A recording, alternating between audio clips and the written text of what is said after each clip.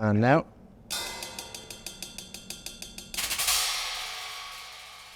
Let's run it again.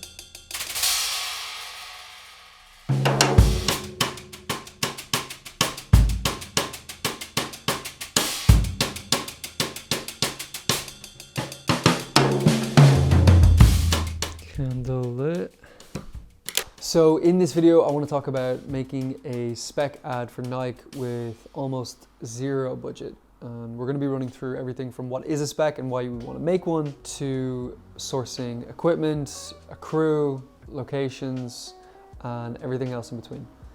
Before we move on, I want to thank the sponsor of this video, Atomos. They make amazing monitors, and they were kind enough to send 2 over to us to use in the creation of this spec. But more about that later.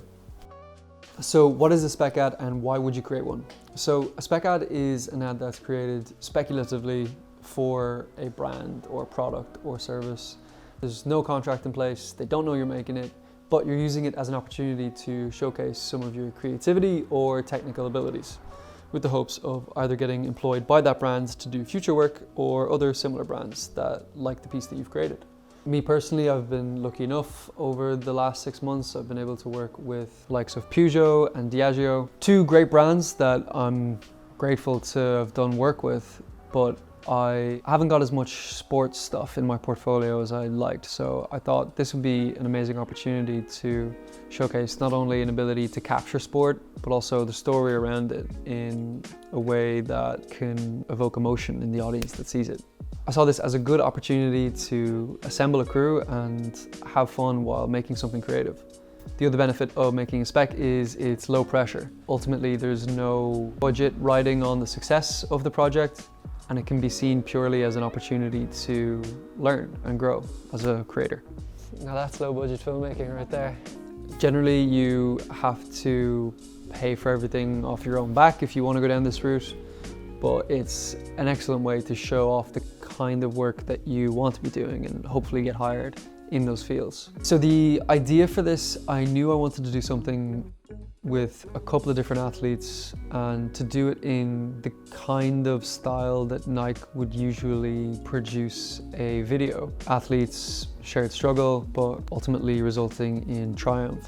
And I also wanted to give it an Irish twist, so I took this Irish phrase of you're making a show yourself and turned it into something positive then with, you're making a show yourself. To communicate this idea to the talent and the crew and get everybody interested in this unpaid project, I worked with a friend of mine called Jonas to create what's called a Previs.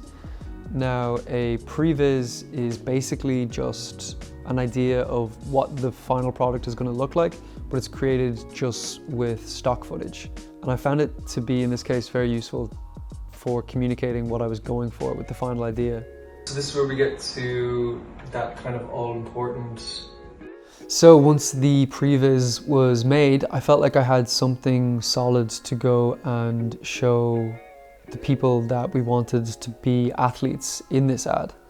I began by reaching out to Killian Green, a friend of mine who's running in the Paris Olympics this summer in the 400 meters.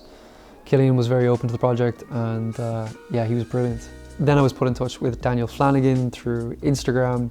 He's a competitive CrossFit athlete in Ireland, and I saw that he was already doing some high quality content on his Instagram, so I thought he would be a good fit for this project. Similarly, Aisha Wong does lots of dance videos on her Instagram, and she herself is a teacher and choreographer, so she was brilliant at assembling the extras, the other dancers that we ultimately used for this project.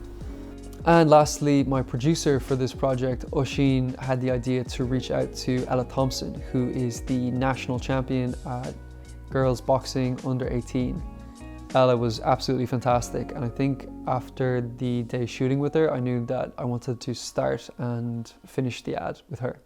Also, just like having the gear that we had access to and the footage that we knew we were going to get, we could kind of use that as a bargaining tool to get people to give their time for free, them knowing that there's going to be high quality footage taken of them that they can use for whatever they want in the future.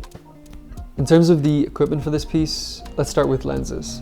I knew I wanted to give this piece a vintage and dreamlike look, so thankfully Widescreen Hire Dublin were kind enough to give us a reduced rate on a kit of Helios lenses. The great thing about these Helios lenses was that they allowed us to achieve this very filmic look with like these beautiful lens flares that I think really sell the effect at the end, bring this feeling of triumph when the athletes have gone and succeeded in their chosen field.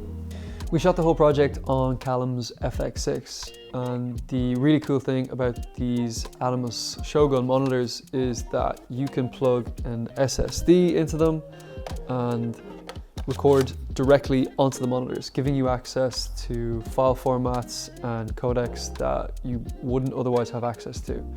As we know, painfully, the FX6 doesn't record RAW internally, so it does output RAW. So we can output RAW to the Shogun Ultra and record RAW in there. So for this time around, we went with ProRes 422. That way we have a lot more to play with in the dynamic range department, as well as being able to push the colors further, because there's just more information being recorded. As well as just being a very large monitor, you also have focus peaking, false color, which isn't something that every monitor of this size has. It's very sturdy, but not that heavy, which is cool.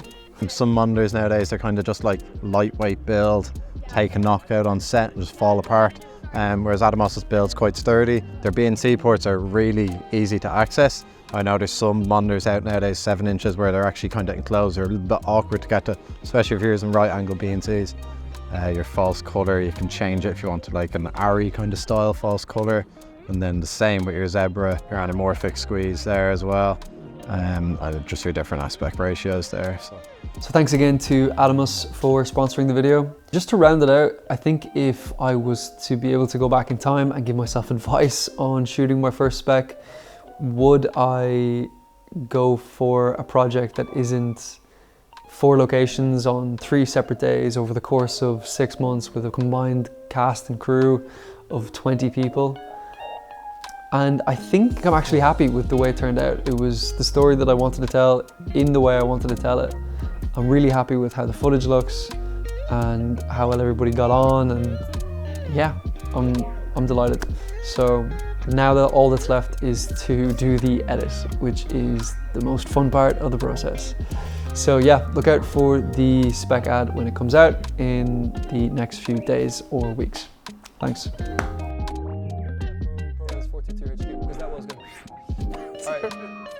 Okay, so Callum, can you... Okay, you want to take a second? Right? Oh, God. Sorry, Danny, we'll be done in 1 sec. All right. I can't see anything.